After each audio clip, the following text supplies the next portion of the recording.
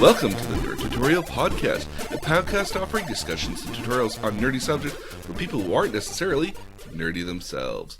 With you today, myself, is your nerdy tutor, George, and with me here today, our X-78 Master Pilot, Gundam Pilot, my mom. Hey. So, we talked about Gundam and SmackDown last week. We've been on Gundam for a little bit here now, as well as wrestling. So we're going to change gears a little bit to a slightly more newer topic. I like the gear reference. Very Gundam of you. Very, very do try. We're going to talk about Batman. Now, when the idea of talking about comic books in general, especially American comic books, come up, it's hard to really describe the two genres here if you aren't already familiar with the movie series at all. We've been rather blessed with the Marvel Cinematic Universe, and I mean blessed in the sense that there is every opportunity in the world for these movies to come out horribly, every single opportunity, because and to be honest, some have. Some are not great movies. Like George Clooney's Batman was not. Well, no, that's DC.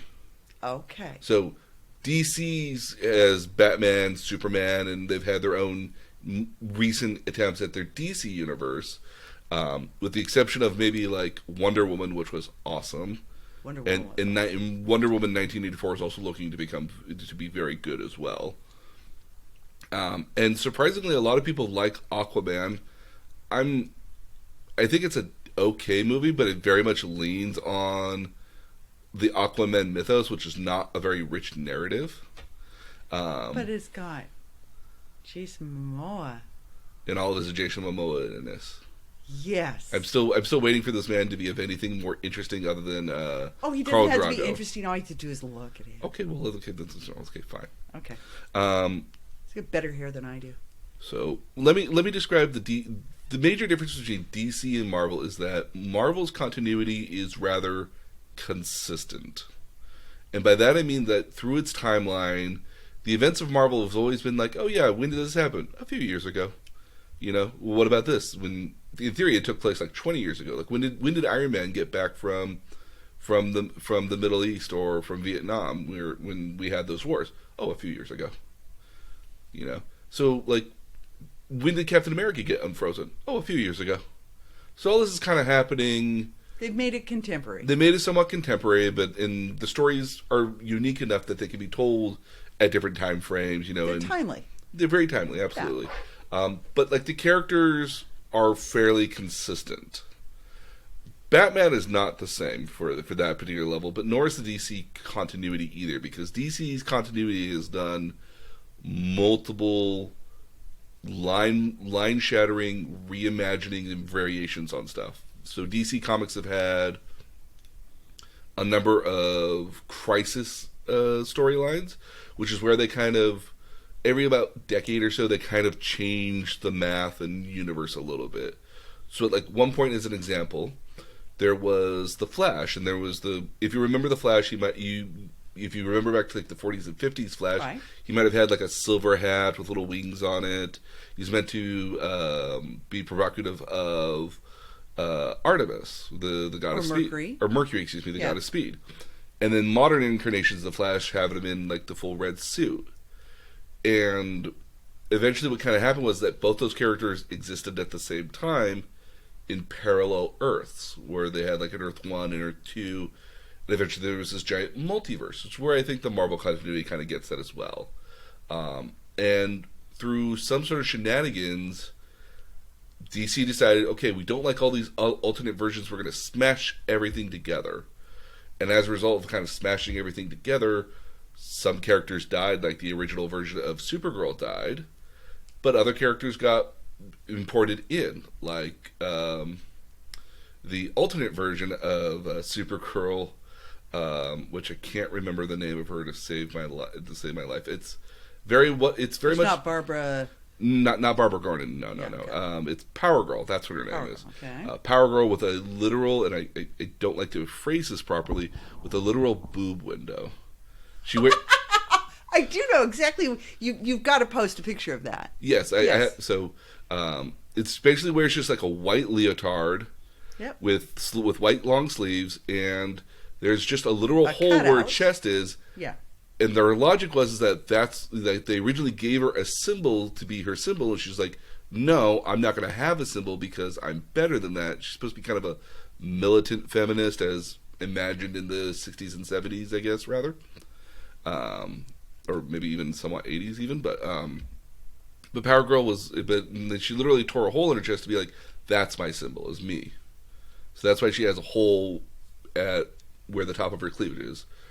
She's got a little bit of a shoulder cape almost kind of thing. Mm-hmm. Yeah. And a belt and boots. Like a shoulder frill. Yes, yeah. But as an example, that's one of those things. And other continuities have had it where Superboy, which is the younger version of Superman, literally punched reality and changed it entirely. That comes up one time in here in Batman. And so to speak about Batman is not really to speak about storylines so much or a continuous story, because Batman has no continuous story. It's not like Captain America, as an example, where he is constantly fighting with this notion that he's somewhat a fish out of water, but he's trying to make everything better. Or the Hulk, which is always in a case of Bruce Banner trying to keep the Hulk, under control and not let it destroy the rest of the society or anything. Batman has just got a case against crime. Well, and to me, Batman, aside from the Batman I grew up with, which was actually the TV show, the Adam West Batman. Adam West will always be Batman to me. Mm-hmm. Aside from that, which was very campy, Batman has always been to me very dark and actually for me not particularly fun. Well, so if you go back to the Adam West Batman, as campy as it was, that was actually a fairly semi-accurate version of Batman for what the comics was. And a lot of people, especially of my generation, are hardwired to think that Batman is dark and serious and brooding and it's mean and evil. And it's like, that actually comes from a graphic novel called Batman Returns, in which Frank Miller created this version of Batman that had retired because they outlawed superheroes. And the version of Batman that came back was this very older, grizzled, sort of veteran Batman who really didn't want to give any shits anymore. Well, but if you go to the what year are you talking about with that? That would have been 1985. Okay, and when is Michael Keaton Batman? 1989. Okay, because I find it dark. It is. In somewhat intentional and somewhat not. I mean, Joker's very dark and... Yeah. It's not to say that it's not a dark series, but rather to say that the universe that's been painted as of more recent of Batman has been this dark and somewhat gritty sort of world, because it's kind of what the audience that grew up with Batman kind of wanted and didn't realize that they had an option for. Batman as a whole is not necessarily a dark character. He was drawn with a lot more light, and he was drawn in like the 50s, and he starts back in 1939. Wow. And he's had Robin with him since like 11 months later after that, but him and Robin have been together as a kind of lighthearted thing up until the 60s and 70s. And so it was a somewhat lighthearted affair beforehand with, there could be some like undertones of dark and seriousness in them sometimes, but they were always meant to be lighthearted because they were meant for children. Unfortunately, the children grew up. And as a lot of things do in a lot of cases, they don't stay contemporary. They keep going to their same audience, and as a result, your favorite loving things slowly got darker and darker. And when we had Frank Miller, we had kind of the 1-2 punch of Frank Miller's The Dark Knight Returns, and we also had Watchmen, which is also a great movie at this point. Like, you can watch Watchmen; it's almost it's almost one for one with the comic book. It's an excellent comic book and movie. But that really did show that there was an audience for this grittier, darker world, and the perfect stepping stone for that was Batman, and thus Batman got darker and more grittier. Can you be more grittier? Grittier. Just grittier. I think you can, but you have to go to Philadelphia to do it for the Philadelphia Flyers. There you go. Because there's a mascot called Gritty. I have actually seen Gritty. It's very bizarre. There's memes on him online. It's amazing. The orange guy. Yes. Weird orange guy. So rather than talk about Batman storylines, because there are just individual storylines that don't make up a greater arc with Batman, because Batman stays at a constant fixed sort of position, I thought it better to talk about the characters of Batman. Okay. Well, if we can go back, though, for just a second to this whole idea of who it's written for. Mm-hmm. I happened this weekend across a Batman cartoon, which had the Joker and Robin is what looked like a very young Robin, and Batman, and the Joker had perverted Robin and made him into a little Joker and was having him shoot Batman. So you saw the Batman Beyond movie, Return of the Joker. Well, this was a cartoon. Yes. Okay. It was just dark. Yes. Yes. Oh yes.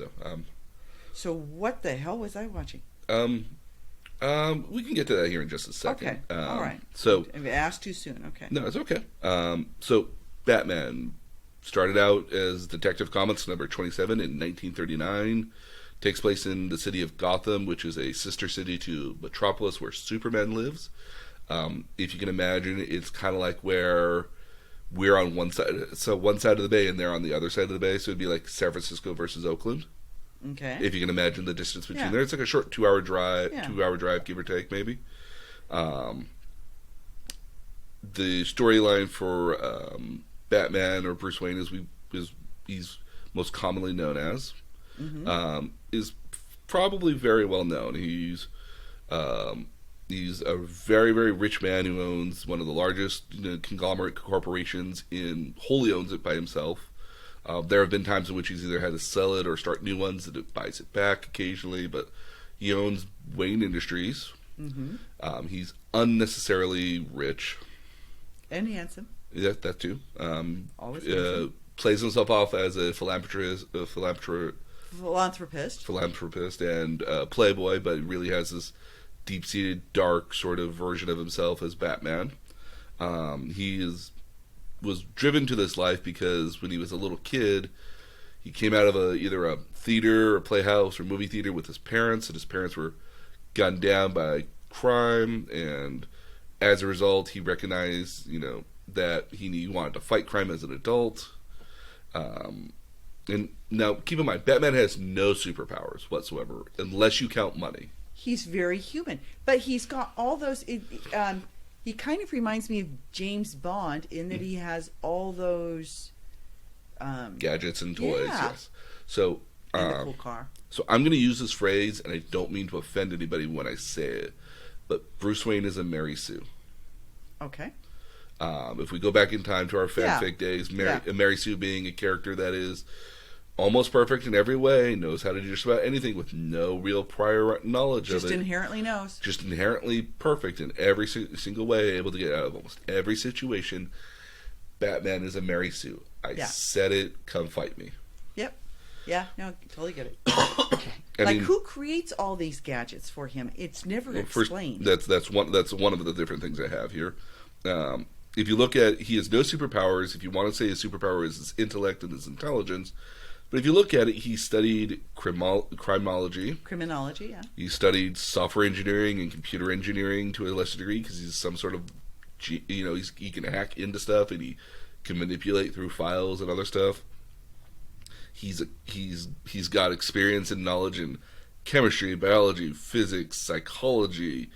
He's also like a master acrobat. He's a world-trained martial arts master. I mean, in the DC universe, there's only like 2 or 3 people that are better martial artists than him. One of them being one of his enemies, which has been around for 700 years, so he's had time to practice. And the other one, which is a woman by the name of Black Canary, who I desperately love and wish she would have her own movie. Okay. She wears, for lack of a better way of describing Black Canary, imagine a gorgeous bombshell woman. So modeled after me. Not very much like after yourself. In a bunny suit, without the bunny tail and the bunny ears, a leather jacket, And instead of like the high heels, she's probably wearing like combat boots, but heeled boots as well. She's a master at martial arts. She's considered like the greatest martial artist ever. And her superpower is that when she screams, it's like a siren going off. Cool trick. Yeah. So like basically her voice can shatter glass from distances away and basically break stuff easily. Again, like kind of a cool. She's got a very cool look at the end of the day too. She really does. One of my favorite DC characters. So.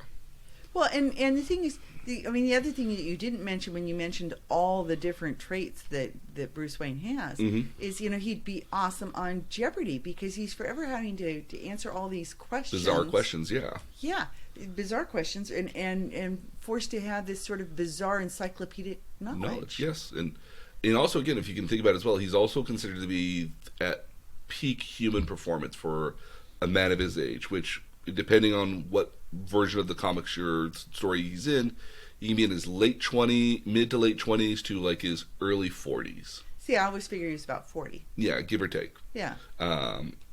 He is will not kill, doesn't take a life at all. That's his big code of ethics. He also doesn't use guns at all. And he again, because he's so traumatized from somebody shooting at his parents, he won't use a gun. If you wanted to list his paraphernalia, I mean, like that's probably going to be his bat suit and his Batmobile, along with the Bat Cave. The bat suit itself is the Bat computers in the Bat Cave. Yeah. So the bat suit itself is primarily meant to be a very thin cloth, but it's lined with Kevlar and various other cloth-based armor it won't deflect a bullet and it won't stop a bullet, but it will lessen the impact of a bullet. Yeah. The symbol on his chest, depending on what version of your reading of it, might be a yellow bat symbol or might be this like wide black sort of bat look. That is intentional, actually. Different stories have played it off as that yellow symbol being a target for bad guys to shoot at, but it is also like the hardest part of his costume because it's actual metal or something. Oh. So the intention of that having the symbol on his character on him somewhere is intentional for bad guys to shoot at that because they think, oh well, I can aim for that bright yellow piece right there because I can see it so easily, and if it does hit it, it's meant to be like so well protected there that they won't actually hit it at all. Okay, so like a chest plate. Yeah. His mask that he wears has got his little cowls actually have a purpose as well. They're radio antenna built into them, and he has ear guards on him that also have radios so he can talk to other people. Most likely Alfred or other people that are with him easily. Mm-hmm. He has fins or blade catcher kind of things on his arms. Like what they remind me of is the Wild West. If you look like at Buffalo Bill Cody or somebody who had the tassels and stuff on his arms. But no, they weren't tassels. They were literally like spikes. They had hard to describe. Yeah. They were leather. Yeah. Yeah, I mean, there's no way to really describe it. Gauntlets. They're gauntlets in general, but I looked for like a good hour and I couldn't find what they're technically called. Okay. But they're designed to catch blades and also to help him in climbing, apparently. Really? I mean, in the movie, he's got the bat cable, the bat. He's got his utility belt and grapple hook. His grapple hook has got his very thick and very hard to cut lines on there that he uses very frequently. His cape as well is meant to glide and also to give this vestige of a giant bat creature, but he also uses it for stealth as he kind of like hides himself underneath it and just has his head poking out in a lot of cases. Then you also got the Batmobile. In this case here, it's original incarnations of it were just cars with a bat hood on it. And then later and what actually happened was the 1989 Batman movie came out, and they were like, oh, wait, the Batmobile could be a whole lot more. Because the Batmobile used to have like little bits of gadgets here and there, but they looked like roadsters for the most part. Roadsters and traditional cars. Well, okay, so and I'm hearkening back to the Batmobile in the 60s TV show, which was very, very bizarre, bubble. But it was sort of convertible. Yeah. Again, the Adam West Batman also kind of helped that along as well. Yeah. But again, I mean, like, the Adam West Batman, like, the Batmobile for itself was, if you just took up that top fringes, was basically a roadster. Yeah. You know, or a nice convertible in that case, maybe. Yeah. It was So, big. My image of it was that it was big. I once saw a touring show in Los Angeles with the Batmobiles and Bat paraphernalia in it. Very cool. That would be. They had all the movie versions they had all the live action versions of the Batmobile there, from Adam West to the 1989 Batmobile, and then the more recent incarnations from like Batman Forever and Batman Begins and The Dark Knight. So it was very cool. That would be cool. And then he's also had various other things like planes, boats, submarines, motorcycles as well. Submarines? Yes. He has his own. He has a Bat helicopter too. Well, Bat helicopter I get, but what the world do you need a submarine for? I don't have a good answer for that. Okay. And then you also have like the Bat Cave, which is technically underneath Wayne Manor. And different depending on which incarnation of the show of Batman you're reading into or watching. Sometimes the Batcave is just an actual cave. Other times it was meant to be like a military bunker during the Civil War. And they've had different incarnations of it. Typically, more modern incarnations have seen it basically go to the library. There's a clock, and the clock moves to the side when you set it to the right time, so you can enter in. To the Batcave, and then you walk down this narrow corridor, and you don't slide down. Well, in some cases you could, depending in some incarnations. Just checking it out. In Batman, in Adam West Batman, and it's one part. The Batcave is one part museum, another part lab, and another part computer lab. So, like, you have the obvious Bat computer, which is this ominous computer that cycles through everything, high tech in every single way. Then you have the laboratory section, which has got like all this like biochemistry sort of stuff, doctors, operating tables, stuff like that. You obviously have the place for the Bat vehicles, but then you have this history of different paraphernalia that he's collected from villains. So you have like, if they were using like a major heist or major sort of event, like he has it there. Like, so there's one story that has him dealing with this giant copper penny that he now has. He has. So that doesn't become evidence for. Well, he somehow takes the evidence. I don't know how or why. He's got. There's a T-Rex in there from another crime spree. He's got stuff from like the Joker and other villains Mr. in there. Freeze. Yep, he's got Mr. Freeze's gun. He's got just a nice cornucopia of stuff in there that's more they would be better suited for a museum, probably. So now, a question. Sure.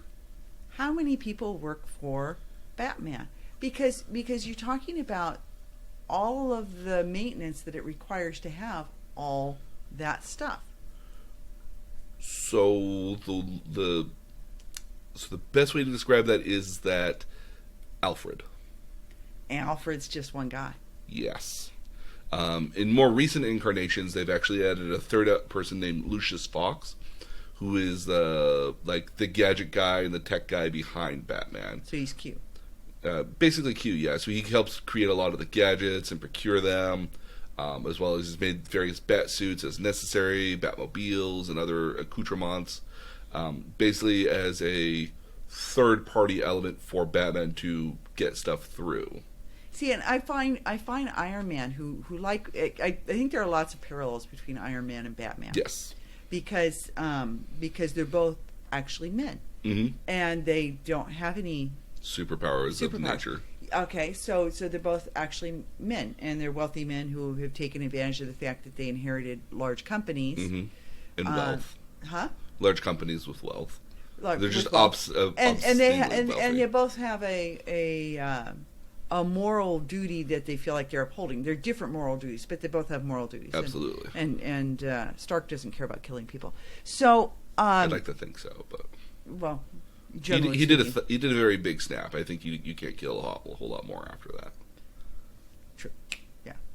So so if you if you look at them, it always made more sense to me that Iron Man could create all these things because Iron Man has Stark Industries and have people working on these technologies. You see people working on these. And in his original degree, actually, in Iron Man's case, was that he was actually went to school for engineering. He went for mechanical engineering and industrial engineering. And he was born into an engineering family. Yeah, so the notion that he would be able to create robots or have robots kind of working for him made sense. That he could design this stuff in his spare time, automate it to a certain extent that he could just say, I want to do this, this, and this, and the computer would be like, okay, well, let me work on that for you. Yeah. Or at worst, he could have people in his company doing that. Iron Man generally didn't when he could avoid it because he didn't want other people developing the technology and then eventually. But you do get some acknowledgement that there are other people working. They're working for him, yeah, and with him. Whereas Batman, I don't. No, I mean, and so it always seems a little too convenient. Yes, very much. Again, Alfred being this expert, similar expertises in biology and physics, maybe not so much with psychology, but also understanding, he's also been trained as a doctor as well at one point. He's been a hunter. Then what is he doing working as somebody's butler? Just asking. Well, there have been stories where that have tried to explain Alfred as a former mercenary, and that he got disingenuous with his lifestyle and decided that the best thing for him to do was to go completely 180 and try to become a nobody. Also because he might have been trying to hide from other organizations. Hide in plain sight, yeah. Or he just didn't want to be in that lifestyle anymore and came to become a butler for the Wayne family.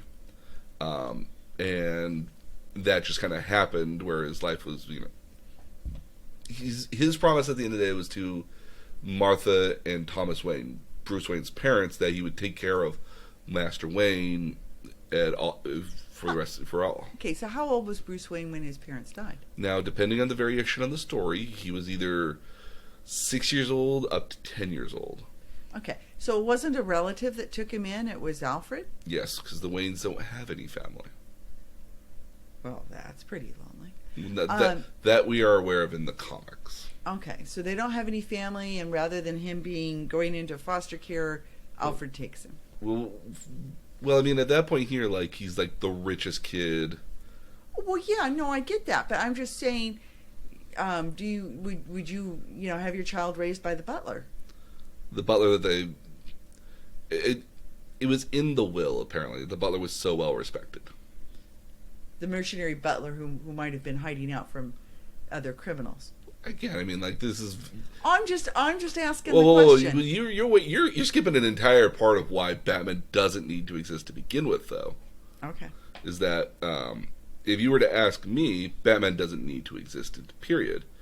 If you're a person of Bruce Wayne's intellect, intelligence, and money, much less also his business sense, because remember, he did go to school for business originally, so he could take over his business, you would figure out that, okay, criminals need what? Money. They're not doing this just for fun, they need money. So why don't I, at worst, he could spend, a portion of his vast wealth, which is ever increasing in the comics, to just put everybody in room and board.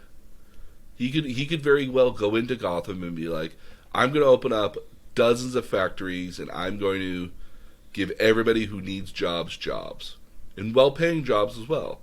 And jobs that would just multiply in an infinitum, because when people have money, they want to spend that money, so you need more businesses like grocery stores. Economies, yeah. Yeah, and you could just thrive the entire economy. He could just pay, or at worst, even if he still is Batman, he could very well give Gotham Police all sorts of different of his various crime-fighting tools. He could give them access to all of his databases that he has.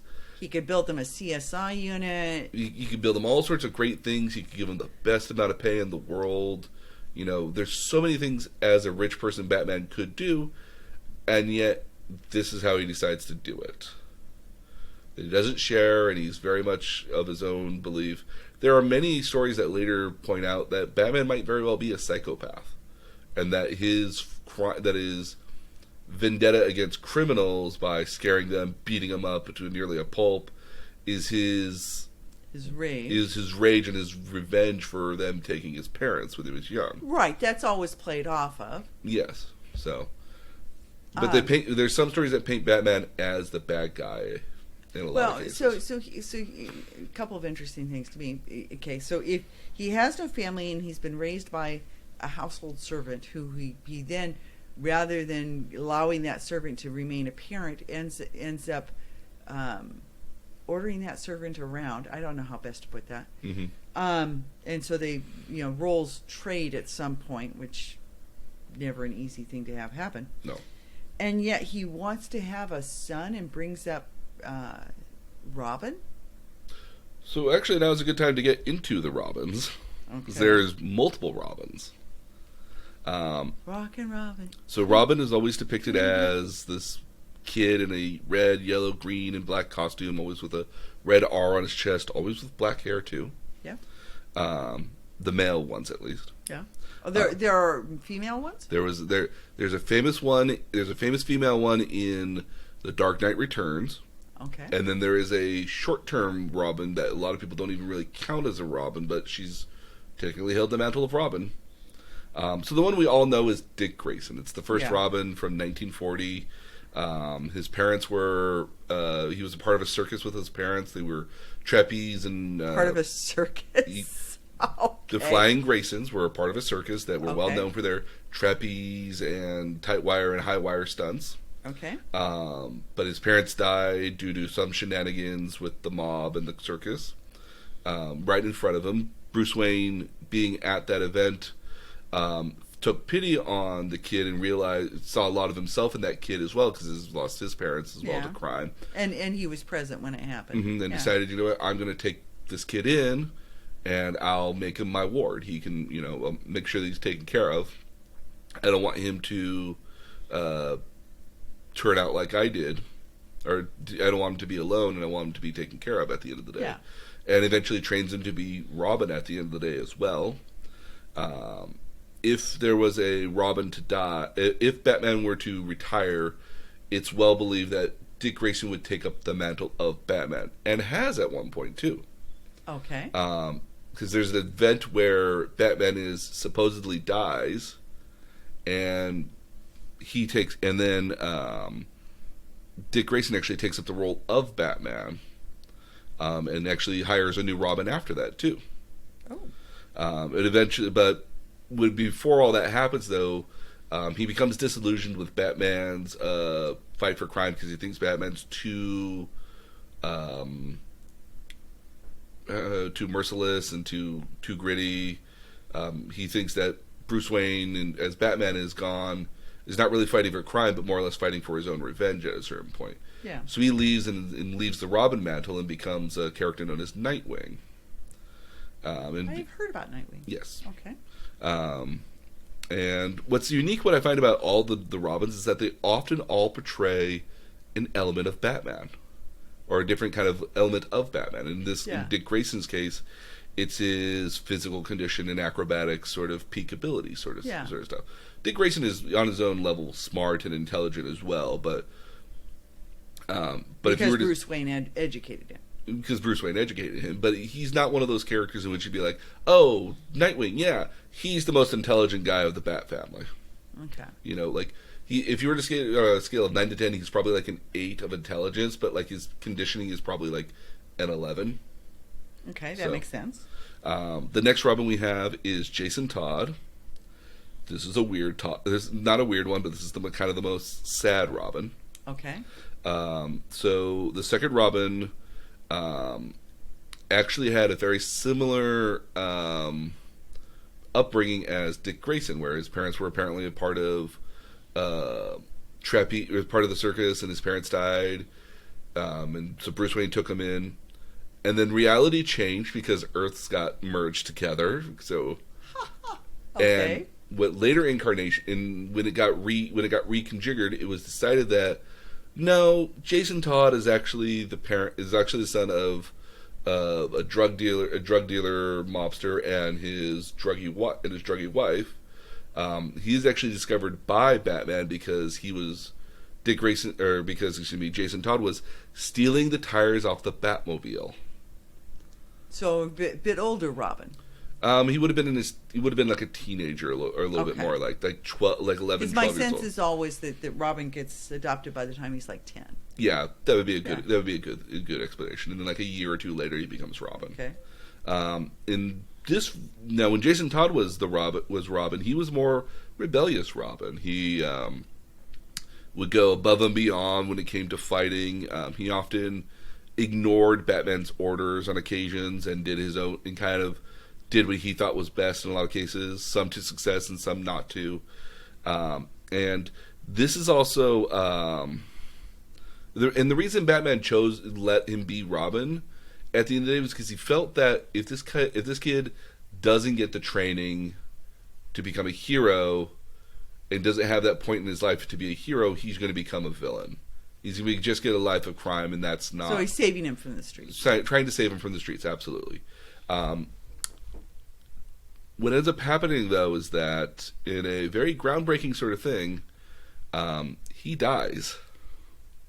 So Jason Todd dies. If you go back to the 80s here, and I want to say it's 1978, I want to say. And this is Batman Returns? Oh, no, this is just Batman in general. This is the original comic. What ends up happening here is that the fans don't like Jason Todd. Okay. To a very big point, they don't like Jason Todd at all. They like Dick Grayson. They like Dick Grayson because he was the good Robin, and in the 70s and 80s, you had your kind of more conservative sort of leanings in a lot of cases. They didn't like this rebellious Robin at all. So it was an anti-Reagan Robin. Kind of, very much, yeah. And what ended up happening was that for whatever reason, the Joker became the ambassador to Iran. Okay. I know, and kidnaps Robin, Jason Todd here, and beats him to an absolute pulp. Batman barely gets to him, and before he can get into the building to save Jason Todd, the building blows up. And then there was a number at the very end that said that you had to dial. It was a 900 number. Okay. So that's how you can tell you how old it is. Okay. And the notion was that if you dialed the number, if you dialed one of the numbers, you got the vote that Jason Todd would live. If you dialed one of the other numbers, you voted that Jason Todd would die. Okay. The fans voted for death by a 150 vote margin. Wow. So it was very close, but they agreed that, hey, this would happen, and Jason Todd died. And he was considered for a very long time Batman's greatest failure was the death of his Robin. Save him. Okay. Precisely. But if we know anything from comic books, death is just a temporary status. Through the events of a young boy named... Death is just a suggestion. It's just a point. It's just a status symbol, Like sometimes you're married, sometimes you're divorced, sometimes you're single, sometimes you're dead, stuff like that. Got it. At least in comic books.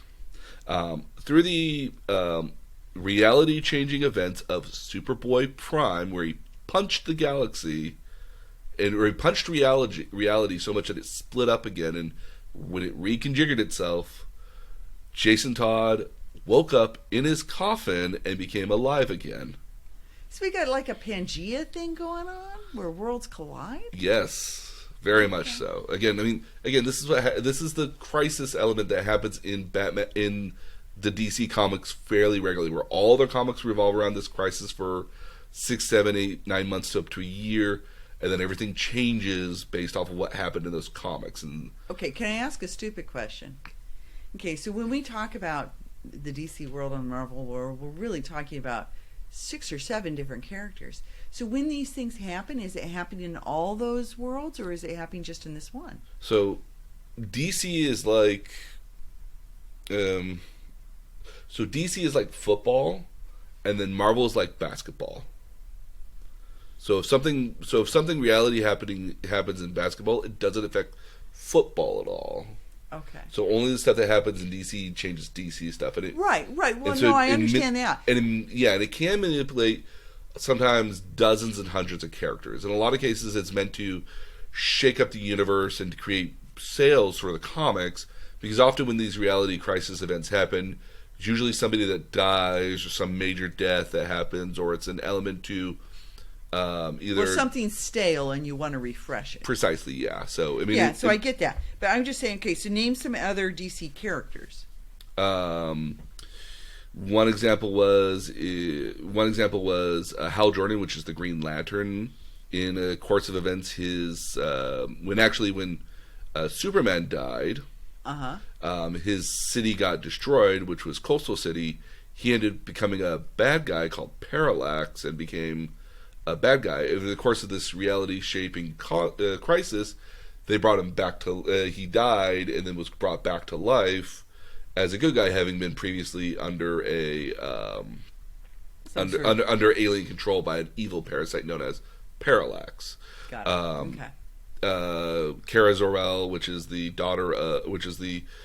niece of Superman, which is also commonly known as Batgirl, has had several variations of herself due to the crisis element. Like, again, she died in one of the very first crises, replaced by Power Girl, and then others have come about because of crisis elements. The Bat family has obviously had some different changes in here as well, with Jason Todd and a couple other events. Batman's death was a crisis on its own. Okay, so you're a fan. Yes. Okay. How is that for you? I mean, it sounds to me a lot like there was a famous primetime soap opera called Dallas. Mm-hmm. And in Dallas, there's the famous shower scene in which they've gone through a whole season of one thing having happened. The guy who's in the shower. I remember Dallas. Having died. And then Victoria Principal hears the shower running and goes and looks in the shower, and there's her husband who was dead. From season 5, and we're now in season 7. We're now in season 7, and none of the things that happened in between actually happened. Yes. So, and for a lot of fans of Dallas, they lost it completely right there because it just was so ridiculous. It meant that everything that they had watched for the last year and invested themselves in was basically gone. It didn't mean anything. Didn't happen. So how are comic book fans? I mean, is that? It sounds like that happens every 10 years or something like that. It feels like it happens every 10 to 15 years. We just had one in 2011 with the new 52, which was the 52 different comics that DC was publishing. They literally did a line-wide reset of them and a restart of them. The way DC Comics explains it is that all this stuff did happen, but either in a quicker interval or in a tighter frame. So, like, one major event led to another major event, and the reality crisis warping stuff either didn't happen or nobody remembers them happening outright. Right. So I get the philosophy. I guess. But as a fan, how do I feel? As a fan, how do you feel about that? I don't care. Okay. Well, I mean, that's a genuine answer. Well, and I don't care because I'm just not that invested anymore. So when you were invested. When I was invested, I still thought it was stupid. Because it's not like where, as an example here, when we had Marvel's Civil War. Yes, every single comic was involved in Civil War because it was involving all these different comics and all these different stuff. And at the end of it, everyone went about in their own ways, and certainly stuff changed for different characters, but they didn't relegate and neglect anything that previously had happened to them. And so, with all this reality shaping kind of stuff here, like, that's fine and dandy, but like when you change a lot of major stuff that happens, it just makes it feel like as if, because again, at the end of the day, Jason Todd dying is a big failure on Batman. Now, thankfully, when he comes back, he makes things more interesting for Batman, because when Jason Todd comes back, he becomes a masked vigilante known as the Red Hood, and he's a very anti-hero to Batman, where he actively wields guns, shoots people down consistently, and he is very much I'm going to clean up Gotham's criminals by literally killing them. He's a vigilante guy. Yeah. Yeah. So okay. So if I think about it, in life in general, I mean, because I get the principle. Mm-hmm. most things refresh. Yes. I see it in all sorts of ways. We go from having private offices to having open areas to having cubicles to having short desks to having cubicles again, and then back to private offices. Seen that trend a couple times. Mid-century modern is rental videos. Well, the rental videos just died. Yeah. But I mean, they were replaced by rental DVDs, but not quite as much. Floppy disks. There are all sorts of things that have disappeared. But I mean, I think in any sort of anything that involves style, there you get like right now, mid-century modern furniture is really in. Mm-hmm. You could take your Yaya sofas and they'd be worth all sorts of money. Oh yes. Now we couldn't give them away. At the time. Yeah, 5 years ago because mid-century, nobody would have wanted them. Yeah, mid-century modern was very dated and out of. And playing the long game of keeping them in storage would have been a costly venture. Yeah. So you see it in women's fashion all the time. Although holy jeans I'll never get, but. Yeah, and then it's not really a thing for me either. Yeah, but I guess it's necessary to refresh things so that you can make major changes and bring in new concepts. Yes. I get that.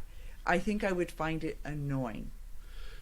The best way I can describe it for maybe you is you really love The Bachelor.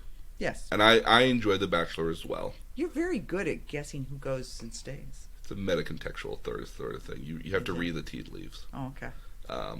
But imagine, if you will, like it's watching a new season of Bachelor all the time, but having not watched The Bachelorette at all, so you have no idea who the characters are. But the process is the same, and it's fun. And it's fun to watch the process again. It's kind of the opposite in DC, where the characters are kind of the exact same, and they're still going on. But there's maybe a new direction they're going, or a new take on the characters that are being done. I just would rather have these worldwide events not feel like they're always changing and reshaping the entire universe. Because the characters are fine on their own. I mean, a lot of the stories are very self-contained stories, because they always go back to like a neutral point. Much the same way if you ever watch like Friends, for example, everyone, when you start the new episode, everybody's back at the same page that we were at beforehand. They're in the same apartment. They're in the same apartments. They're in the same relationships. It's not, if you watch 2.5 Men, it's still Charlie and Alan there, and maybe the kid's there this week, or maybe he's not, because who knows what day of the week it is. We'll not watch the Ashton Kutcher episodes; those are awful. No, once Charlie dies, he dies. There's no reason to watch Ashton Kutcher. Yeah, as much as he's a nice actor, but yeah. Well, I mean, I guess to me it feels manipulative. It is. And that's it's manipulative. It's not shocking at all, because I mean, as much as we're all kind of on pin and needles what's going to happen when it does happen, when we're done with the aftermath of it, we're just like, okay, great. Now all this really big high they're at, now we go back to these kind of middling stories that don't have any weight. Along, yeah. And they don't really have any weight at all, because you always know that, like, okay, nothing's really going to change at all, because it's not a crisis event, and so nothing will really change. Well, I mean, I will say this for the Batman series as a whole. It had really defined, for lack of a better word, likable villains. Well, we'll get to the villains here in just a second, too. Okay. But let's finish up with our Robins here. And Jason Todd here, if you were to represent a tendency of Batman, or an aspect of him, it'd probably be the psychopathic tendencies of Batman. Yeah. Because when he becomes Red Hood, he becomes very much a psychopath. The next Robin is Tim Drake. This would be in 1982-83 when he becomes Robin. He actually figures out who Batman is. Well, I always thought Robin was a ward of Bruce Wayne's. In this case here, Tim Drake figured out who Batman was, because he had heard about the Flying Graysons and apparently either as a young kid or heard about it or saw a video of the Flying Graysons performing, and then when he saw Robin do acrobatic sort of stuff, he recognized, that's a really good acrobat. There was a kid about that age who would have been able to do that. Who was that? Oh, I remember seeing it. That was Dick Grayson. Who is Dick Grayson with now? He's with Bruce Wayne. Ta-da. Yeah. And so Tim Drake actually offers and convinces Batman to let him be Robin, because in the interim between Jason Todd died and him meeting Tim Drake, the Batman was being very violent. He was being much more violent and ruthless and reckless about himself, and Tim offers to be Robin because he not only knows Batman's secret, but also wants Batman to be more to be safer, because upstanding, upstanding as well. Yeah, and Tim Drake's actually one of the few people he later becomes another character called the Red Robin, which is basically just a grown-up version of Robin, is the best way to put it. He's also there's another villain later on. The one, remember who I said there was a 700-year-old villain? Yeah. His name is Ra's al Ghul, and we'll talk about him a little bit later. He always addresses Batman as detective, because he recognizes that Batman is the greatest detective of all time. That's the only other person that he addresses as detective is Tim Drake. Because Tim Drake is also, if Tim Drake was going to represent an element of Batman, it would be his intellect and his detective skills. Now, is he a Mary Sue? I mean, what is he? Well, Tim Drake is, I don't remember the exact timeline of Tim Drake. If memory serves me correctly, his father was a gangster in kind of the same line as Jason Todd, and Tim Drake actually wanted to be Robin. He actually was active in training his body and studying, and he actually proposed to be Robin for Batman, because he knew that Batman was in a bad place and needed a Robin to be there with him to kind of keep him in level. And so when we get to the next Robin, this would be Stephanie Brown, the canonical fourth Batman, but not Robin, but not really a Robin. Okay. She was the former girlfriend of Tim Drake, as well as she was also her own vigilante known as Spoiler. When at a certain point here, Tim Drake quits being Robin because, like a lot of Robins, they get disingenuous with what Batman's doing. Well, you want to move your life along. That too. And Stephanie Brown actually convinces Batman to let her be Robin. She doesn't last too long, and she's actually fired by Batman. Oh, how do you fire? Because Robin knows secrets. Yes, but she was fired as Robin. Okay. Batman was actively like, no, you can't be Robin, never again. But she had also been a vigilante by her own point at that point too. Okay. So she had a lot of bad tendencies about herself that she did. What ended up happening though is that she also dies because she tried to prove to Batman that she could be Robin, and Batman had a plan to start a gang war that would eliminate a lot of the gang violence in Gotham because of this war. So they'd all shoot each other out? Well, not necessarily shoot each other out, but so much as that they would, that the police could kind of swoop in and convict them of this gang war that they were planning and trying to do, and so you could clear up Gotham streets. They actually went through the actual gang war, and as a result, Stephanie Brown died. Now, she didn't actually die, but the doctor who saved her life told Batman that she did die. The doctor's logic was that if Robin died, it would stop other children from becoming Robin, because not a lot of people knew about. Because then it's unsafe. Yeah, and a lot of people didn't know about Jason Todd's death at all. But the intention was that if people knew about this Robin's death, that people would stop trying to be Robin. She later was actually found to be alive. The doctor actually just hid that she was dead. This girl Stephanie Brown ends up becoming Batgirl for a time, but it goes back to just being Spoiler on her own terms later on.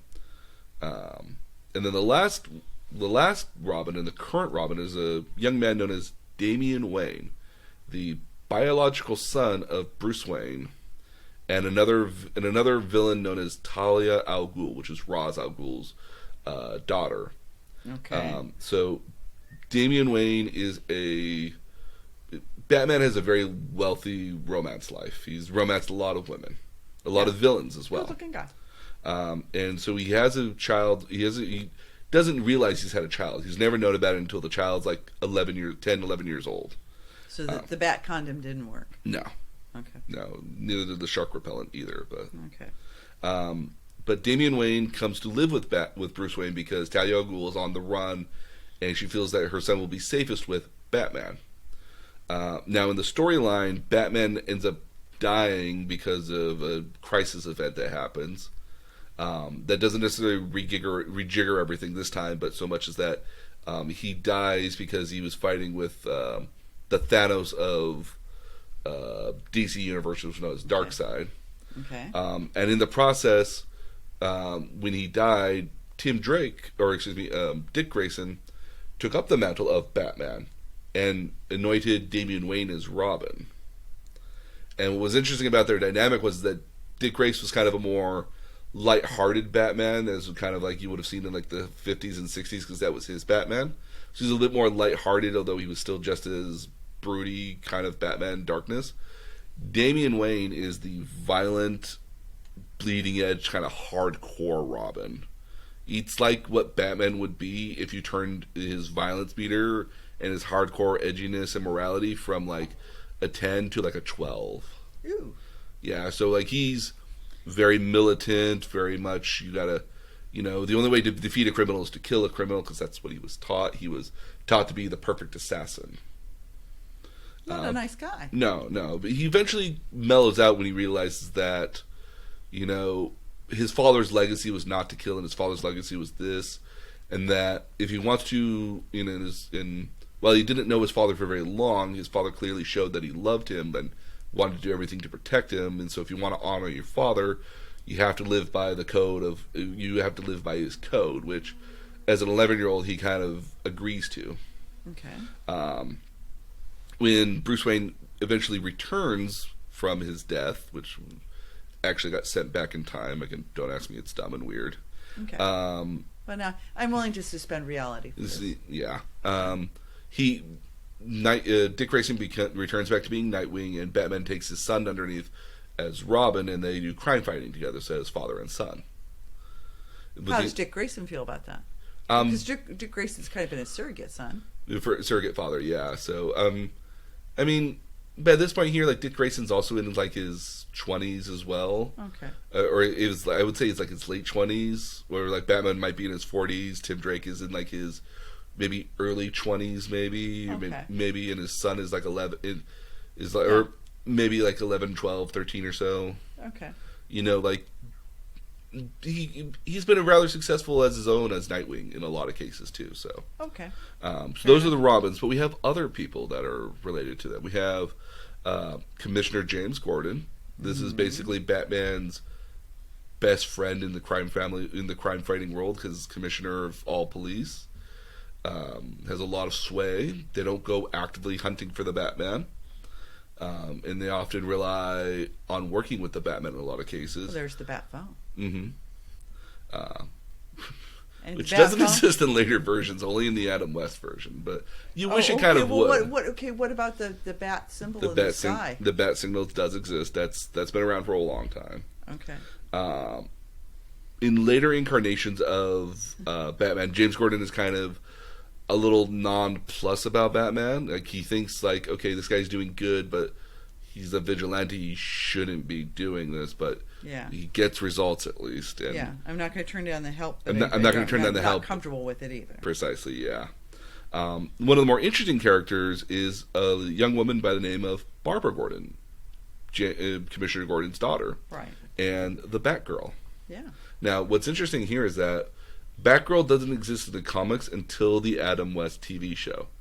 She actually migrated into from the Adam West TV show into the comics, there's another case of that happening here a little bit later on. In the comics, the daughter of Commissioner Gordon is actually a librarian. So she studies computer science and librarianing, which is a degree you can get. I have a friend who's a professional librarian. Yep. And in fact, actually, she's supposed to be the head of the Gotham library system, which is supposed to be this really big library system at the end of the day, with all this information.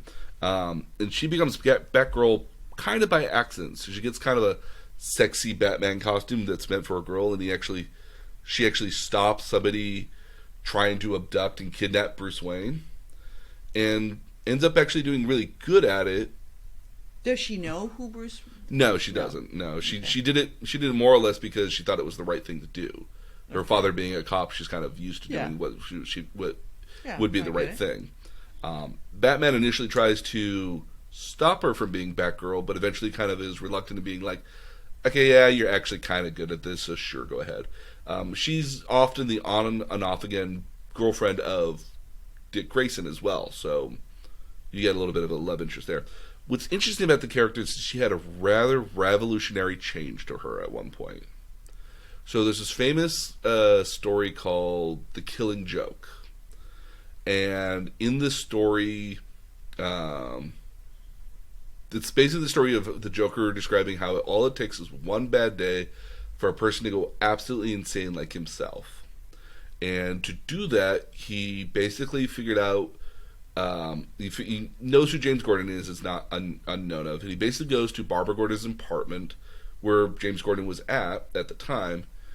And basically, as soon as the door opens, she realizes who it is on the other side, and the Joker just shoots her straight in the stomach and through her spine. That doesn't seem very nice. The comic, for what it was, even the guy who wrote it here at this point here kind of laments the way that people have fantasized in the story, because like it's a very kind of graphic sort of story at the end of the day for Batman and Joker. One of the events that happened out of that, though, is that Barbara Gordon lost. And now the graphic novel is supposed to be just a one shot. It's not supposed to take place in continuity. It's just like a one off. Yeah, I get that. But this was so well received that they actually continued it into the actual story. Okay. And Barbara Gordon became paralyzed from the waist down. And so, because she was paralyzed from the waist down, she couldn't be Batgirl anymore. So she took up a new name. She took up a new moniker. She became Oracle, which was this information broker and computer hacker extraordinaire. She's basically like the not the Q, but I'm trying to kind of like I like Q. Q's really fun. I like the older Q, not the newer one. Okay. He's a little too smarmy for my likings, but yeah, I get that. He could grow into the role. Yeah. Trying to find a good example, but basically she's an all-around computer tech hacker / information broker. She gathers up all this information and then funnels it to Batman. She can research all the stuff so Batman doesn't have to do it on his own. Accountant. Yes. Okay. She ends up actually starting her own superhero group as well, called The Birds of Prey, which is a movie coming out soon. Right. I believe it's already out, isn't it? I think it just came out. It either comes out this week or last week. Yeah. And so one of those elements does have the Black Canary in it. She also a couple others. And basically it's an all-female superhero team that just fights crime in different places, because obviously Batman's got Gotham covered. But where's Harley Quinn in all this? She'll come up actually here in just a second. Oh, okay. Eventually, as a result of the New 52 reality shaking, Barbara Gordon gets the ability to walk again, and thus becomes Batgirl again. And again, so fans, diehard fans, are like cool with suspending reality and re-envisioning. Oh no! Some of them are, and some of them aren't. Like, I'll have to tell you about. It's a little like fanfic. Yes, it is. I mean, there was a lot of people that didn't like The Killing Joke and felt that putting Barbara Gordon in a wheelchair was very much a slap in the face to women, because here was this woman who was this very proud, noble woman doing her job, and they just basically relegated her to a side character that can't be heroic anymore. And there was an equal number of people that were very upset when she became, when she got back her mobility. It was like, no, wait a second. Reanimated. Yeah. When she got her back her mobility, it was like, no, this character was this very much this great element of person who was paraplegic, and she had all these abilities and strengths. A disabled person with all this skill set. And all this skill set, and that there was quite a bit, and she was still equally like very capable of throwing batarangs and hitting people with nightsticks, and she was still very much a capable fighter so long as she could move around. Yeah. But that they took that away from people. That for a lot of people that was a character they could relate to if you're a paraplegic or you're in a wheelchair. Yeah, nice to see. Yeah. Yeah, like Yeah, there was no, some. I get both sides of that. Some good that kind of came out of that Yeah. when she became paralyzed eventually, and so a lot of people took that to heart later on. Okay. So yeah, there's that. But what is Batman without his rogues gallery, his villains? And we really can't talk about Batman without talking about the Joker. The Joker. So who was the best Joker? Oh, for me? Yeah. Oh. You have lots to choose from. But I already know what the answer is. What is it? It's Mark Hamill. Oh, okay. So I think what I was watching was It had Mark Hamill, yes. Yeah. So Mark Hamill, who, if you don't know who that is, that's also Luke Skywalker. Famously, when they were doing the animated TV show for Batman, which is often described as one of the best Batman interpretations that's been out there, and I would agree with it for the most part. What I watched was really creepy. Yes, that one was a lot dark. Batman Beyond was a lot darker.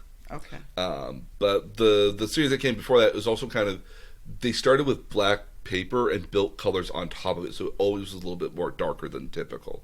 Okay. And it very much was representative of the 1950s, 1960s kind of look of the 1989 Batman series, because that's what fueled the animated series. Okay. But it's the most honest version of Batman that would have been from the comics. It's a great depiction of it.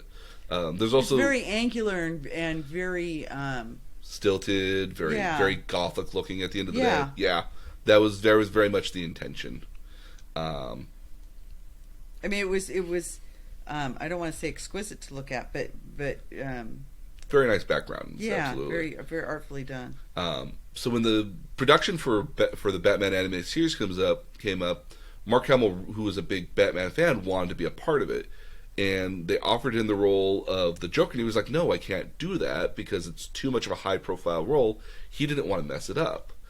Come to find out that he's got the best interpretation of the Joker because his laugh wasn't just a canned laugh. His laugh was kind of like it's maniacal. It's not only is it maniacal, but it changes throughout different stuff. It start off high and go low, and different laughter represents different kind of moods that the Joker's in. So like the Joker's kind of scheming, it's so it's kind of like a low and undertone. Then he's excited, it's joyous and bombastic. You know, like it's all over the top, and he's well known for like basically a lot of actors like to sit down when they're doing their bits. He would stand up and get really animated. Mark Hamill would. So there's that. Okay. But Joker in itself is probably the most commonly known villain of Batman. Also known as the Clown Prince of Crime. He has a number of different interpretations, which makes him unique because while other bad guys have kind of a one-note sort of interpretation on him, the Joker's got multiple variations on him. Yeah. Because we have like the Jack Nicholson sort of Joker, which is kind of like the mafia crime organization boss sort of Joker, like this, this accidentally falls into the vat. Yeah, and then you have Heath Ledger's Joker, which is like the psychotic psychopath sort of. I just want to create crime. You have this chaotic lunatic, which is kind of more like the Mark Hamill Joker, which is this constant sort of maniacal sort of whimsy of look at me, I'm killing everybody and laughing about it at the same time. And then you have Joaquin Phoenix. See, I watched the Joker and I actually didn't like Joaquin Phoenix as the Joker. Now, don't get me wrong, it's an amazing performance, but I mean, at the end of the day, he's not your Joker. It's not so much. It's not my Joker. Just like it felt contrived at certain times. I guess maybe. It's still the performance in it is an amazingly well done performance. Like nobody's chewing up the scenery and nobody's acting their heart out quite like Joaquin Phoenix is. But if it was just a story about the Joker and not actually about Batman at all, I would have had a lot more respect for it because it feels as if, we're trying to make it so Joaquin Phoenix gets to play the Joker in later Batman movies, maybe. Or, we're really trying to set up how the Joker could have been created, maybe. Like, there's a lot of mixed reviews over that. Yeah, and I have mixed feelings on it as well. What's interesting about Joker is that his backstory is never well established. He has multiple backstories, and At one point, he was supposed to be a struggling comedian who donned like a red hooded sort of maitre d' sort of look that had like this large red helmet in, and because he couldn't take the helmet off, he fell into the vat of acid that bleached his entire skin and hair, and that's created and actually bleached his suit purple as well, which is why he wears purple, and turns him into the Joker. Other times the Joker has just always existed. He's never not existed at any particular given point. Sometimes he's like the Heath Ledger Joker, where he's always had like the cuts in his face that kind of give him the Gaslow smile, which is what it's called. But what's interesting about the Joker is that he has another character that migrated from a TV series, and that's Harley Quinn. Now, Harley Quinn didn't exist until the 90s when she was imported from the animated TV series into the actual comics. In the animated series, she was just supposed to be a henchman, and had a couple lines and kind of like a quirky sort of henchman, because the Joker in the animated series had quirky-looking henchmen. They didn't look, like if they might have been clowns or something like that. But people they really fell in love with Harley Quinn voice actress who did it, who is I believe Tara Strong, who's always done an amazing job in a lot of other stuff. You might notice her from Twilight Sparkle, from My Little Pony. Tara Strong. Yeah. She was also Bubbles from. I like the Powerpuff Girls. From Powerpuff Girls, and she also did Harley Quinn, if memory serves me correctly. Okay. And so Harley Quinn herself is actually a woman named Harlan Quinzel. Okay. And she was actually a former therapist and psychologist at Arkham Asylum. Now, Arkham Asylum in itself is where all the super bad guys go, who are like the Joker, psychotic and bizarre. But if you're just a regular criminal, you go to somewhere else. You go to actual jail. Arkham Asylum is meant for like super bad guys that have like defects in them. They're not just being bad guys. And Harley Quinn ends up falling in love with the Joker, mostly because the Joker manipulates her. As well highlighted in various stories.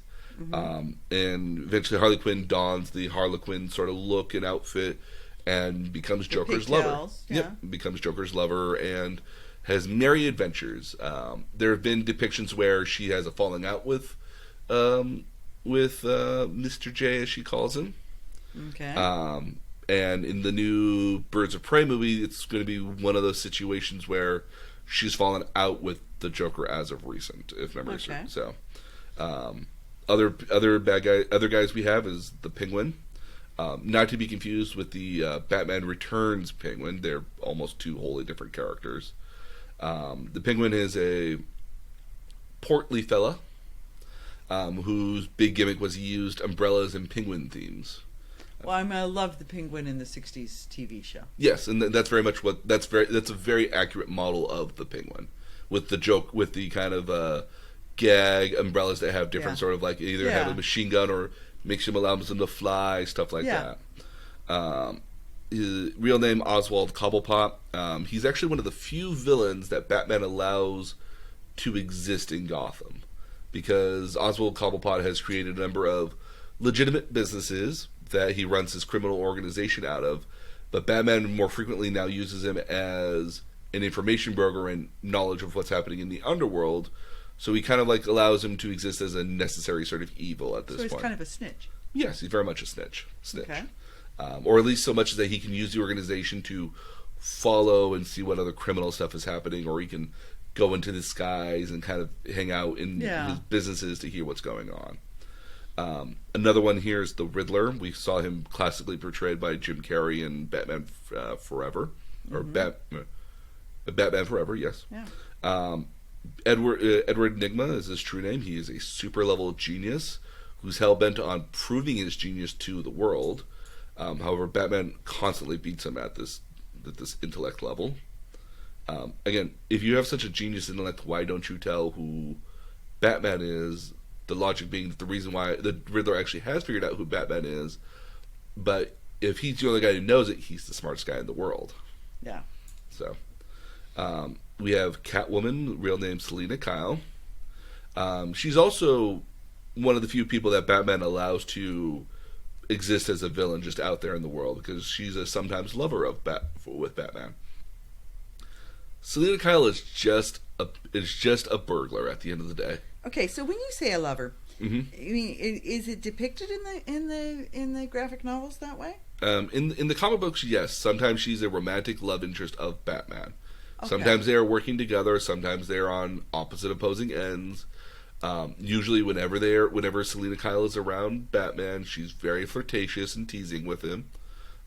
They have been depicted as having children before, Okay. and so in all reality, she is just a really talented burglar and thief Okay. who has a cat theme and a whip. Well, Because you kind of have to have a theme when you're in Gotham. you can have props. So, the next one is one of my favorite, which is Two-Face. His real name Harvey Dent. He was actually the former district attorney for Gotham. And in a court case where Batman was unable to save him, his face is splashed with acid, so his left side of his face is mutated and gnarly looking and melted by the acid.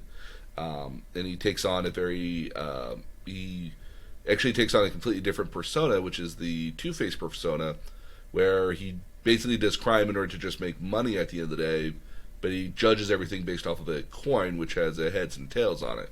So all of his crimes are based off of whether you live or die, or whether we go to the left or the Outcome, right, based on a coin flip. That's an interesting Gimmick. storyline. Yeah. He's often depicted as Batman wants to really help him because Harvey Dent was a former friend of both Bruce Wayne and an ally of Gotham at the end of the day. Yeah. Batman would really like to reform him to get him back to a better place. We have Mr. Nice Freeze. guy. We have Mr. Freeze, real name Victor Freeze. He is a former expert in cryogenics. He actually put his wife on ice in order to give him enough time and society enough time to find a cure for a terminal disease that his wife has. And as a result of an accident with the cryo-freeze technology, his entire body becomes so cold that if he doesn't wear a cold suit, he will actually burn up and die. And his powers and crimes are usually revolving around ice. He has a freeze gun that freezes stuff on contact, usually. His big deal is he does crime in order to make money so he can continue his research to save his wife. Got it. The next one here we have is a gentleman by the name of Bane. We don't actually know his real name. He is a criminal mastermind as well, of genius intellect, that is actually addicted to a drug named Venom. And the drug actually turns you into Hulk. Not Hulk in the sense that like a Hulkish sort of body, like. Yeah. So you retain all this genius level intellect. We're not talking about Banner. Not Bruce Banner, no, but you get to like the proportions of the Hulk with like super strong muscles, like gigantic somewhat proportions, tiny head, if you can say that. Okay. But he's well known for breaking the Batman, because he actually, as a famous scene, actually breaks Batman's back and puts Batman out of commission for a period of time. Batman eventually repairs himself and takes back his mantle, but Bane is the first person to ever actually break the Batman. Let's see here. We have Poison Ivy, who's another fun character.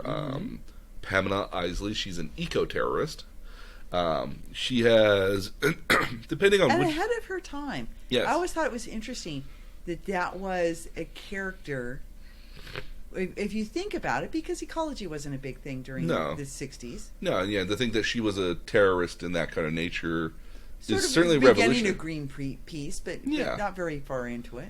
So her claim to fame is that she's actually a biochemist and botanist who decided basically that plants were the more superior form of life. And depending on the variation of the comics that you read or the animated shows that you watch, her main ability is mostly to deal with poisons and toxins. That her kiss was such that she would kiss you, and you would fall under her spell. It's the only time in which the dynamic duo of Batman and Robin actually butted heads with each other because of Poison Ivy. Okay. But later in incarnations of her show her being able to actually control plant life and plants to create vines and trees and flowers that actually will wrap around somebody and like, strangle them. or lift them up into the air. So kind of a plant kinesis, I guess, is kind of the best way to describe that. We have Ra's al Ghul, who we mentioned before. Yeah. He's over 700 years old because he is also. First off, he's also. How old is his daughter? His daughter is in the same age as Bruce Wayne. Okay. She's not like 300 years older. No. So Ra's al Ghul is a eco-terrorist who's been around for over 700 years. The way he has survived for 700 years is through a series of naturally occurring, and I do mean air quotes, naturally occurring pits of either lava, water, some sort of liquid that are called Lazarus pits. And basically you go into these pits at the age of like 60 and you come out around the age of 40.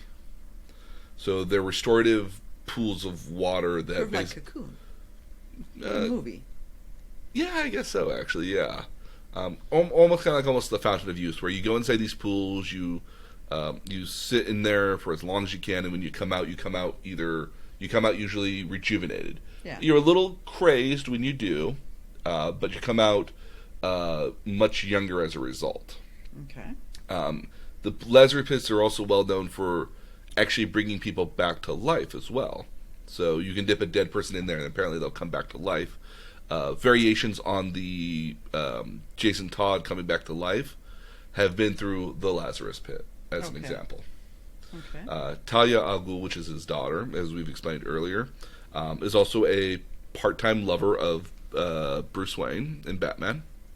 Talia al Ghul is fighting for the same goals as Ra's al Ghul, but it's just a little less militant about it. Okay. But she's usually, if Ra's al Ghul, if Talia's involved in anything, usually Ra's al Ghul is not too far behind. Okay. Like father, like daughter. Yeah. And the last one of... Keep it in the family. Yeah, absolutely. And then the last one of interest is probably going to be Scarecrow. Most well-known, Jonathan Crane is a former Arkham Asylum psychologist as well, who studies fear in people. And he's created poisons and gases that basically induce fear in his subjects. Most notably, though, he calls himself Scarecrow because he dresses up like a scarecrow. His mask that he wears while he's dressed up as a scarecrow allows him to negate the effects of his toxins and poisons, so he's not under the same effect. Okay.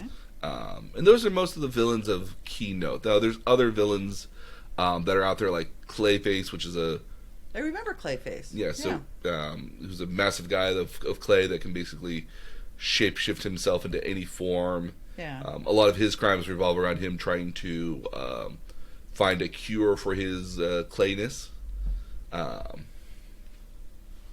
And again, I tell you the characters mostly because there's a lot of incarnations of the animated series and various other medias that paint these characters in different ways all the time.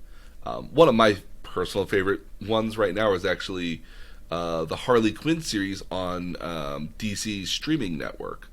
Because it's Harley Quinn, Poison Ivy, and a couple other characters, including Clayface and Sharkman. I don't even remember his name.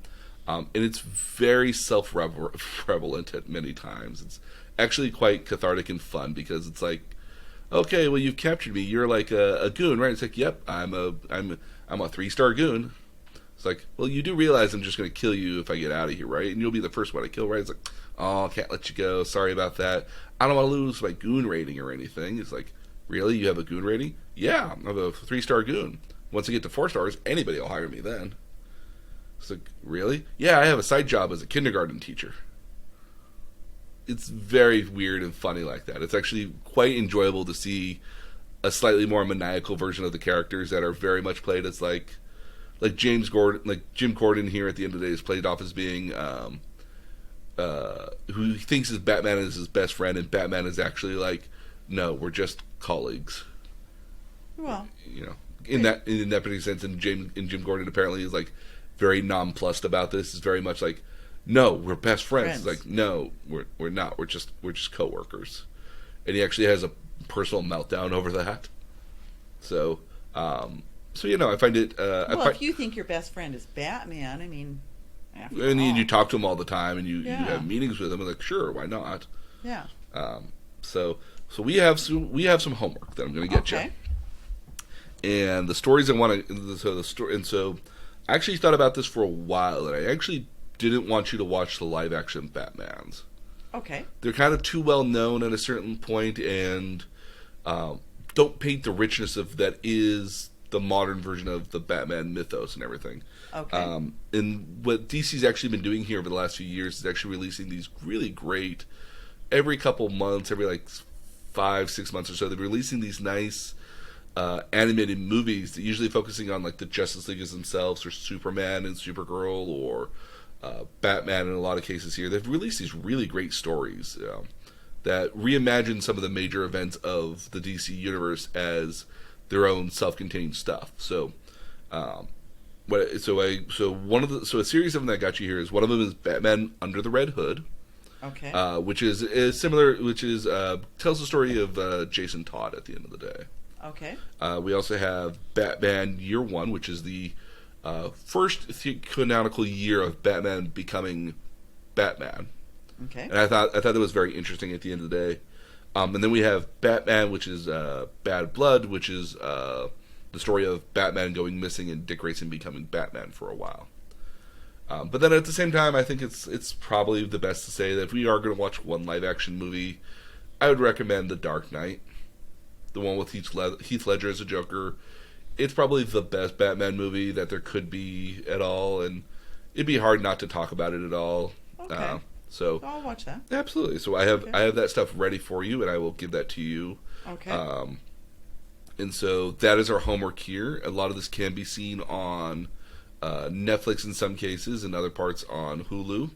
But there's a lot of Batman material out there. Like there's still stuff showing on Cartoon Network, Which is what I accidentally caught it on. It was very interesting. Yeah. There's Batman the Brave and the Bold. And then I saw the Teen Titans. Teen Titans Teen Titans was a very popular series on Cartoon Network in the early 2000s, and they've brought back a more humorous version of it. Is kind of a more lighthearted version of it. Very tongue in cheek. Yes, that's a lot like what Harley Quinn is. Very tongue in cheek as well. So. I like that. Yeah, no, I think a lot of people would like the Harley Quinn show on DC's streaming platform. It's actually a lot of fun, I find. Okay. So that's going to be our homework for this week. Okay. And so we'll put up all the show notes here, because I got about like 6 pages worth of notes here. So I didn't skimp out this time. You rarely do. So we'll put all the notes up on our website at nerdtutorialpodcast.com, as well as the podcast itself. If you want to join us, continue with the conversation about Batman, you can visit us at facebook.com/nerdtutorialpodcast, where we continue discussions there with our Facebook community. Or if you wanted to continue the discussion and get some new ideas for stuff, please visit us on Twitter at nerd_tutorial, where we are following all the topics that we have. We're going to add Batman on here now. And so we're going to have all the cool topics that we're following along with. So that way, if you want to ever catch anything we have talked about before, we have new stuff hopefully coming out on our Twitter page. And so on behalf of myself and my mom, we thank you so much for following along with us, and we'll talk some more Batman next week. Bye.